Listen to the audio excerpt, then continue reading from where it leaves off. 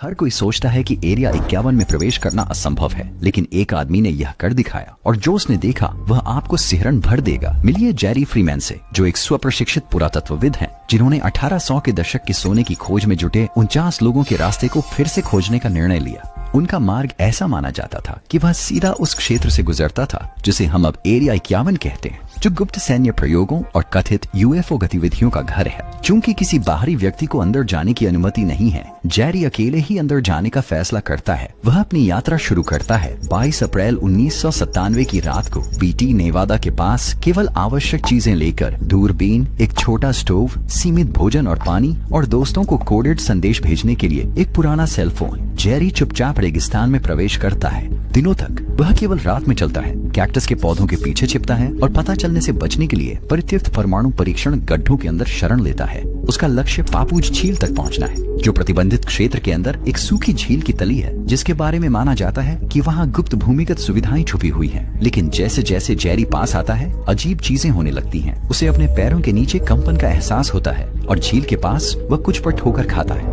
अविश्वसनीय, रेत में आधा दफन जहाज जैसी एक विशाल वस्तु। लेकिन जब वह आखिरकार कॉकार्ड रिज के शीर्ष पर चढ़ता है और नीचे देखता है, तो जेरी को एहसास होता है कि पूरा परिदृश्य किसी भी जांच से मेल नहीं खाता। नक्शे, कुछ तो गंभीर रूप से गड़बड़ है। लेकिन जेरी ने वास्तव में यहाँ क्या देखा?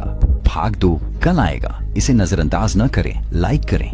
भाग 1 में हमने जेरी फ्रीमैन का पीछा किया, जो एक पुरातत्व विज्ञानी है जो अकेले एरिया 81 में घुस गए। 19वीं सदी में स्वर्ण खोजियों के खोए हुए मार्ग का फिर से पता लगाने की उम्मीद में दिनों तक रेगिस्तान में छिपने के बाद वह पापूस झील पहुंचा। और इसके बाद क्या हुआ? जैसे ही जेरी और करीब पहुंचा, उसने एक भूमिगत फाटक देखा जो इतनी अच्छी तरह से छुपा हुआ था कि वह रेगिस्तान की जमीन में घुल मिल गया। उसके चारों ओर अजीब रोशनी झपक रही थी और उसके पैरों के नीचे से गूंजने जैसी आवाजें आ रही थीं। लेकिन जो अगला दृश्य था, उसके लिए वह बिल्कुल भी तैयार नहीं था। रेगिस्तान में आधा दबा हुआ एक विशाल जहाज जैसा वस्तु पलट दिया था। इसका डिजाइन ऐसा दिख रहा था जिसे पृथ्वी पर कुछ भी नहीं मिलता। परग्रही और समझाना असंभव था। अपनी खोज के पैमाने को समझकर जेरी ने जल्दी से अपना फोन निकाला और जितनी हो सके उतनी तस्वीरें खींच लीं।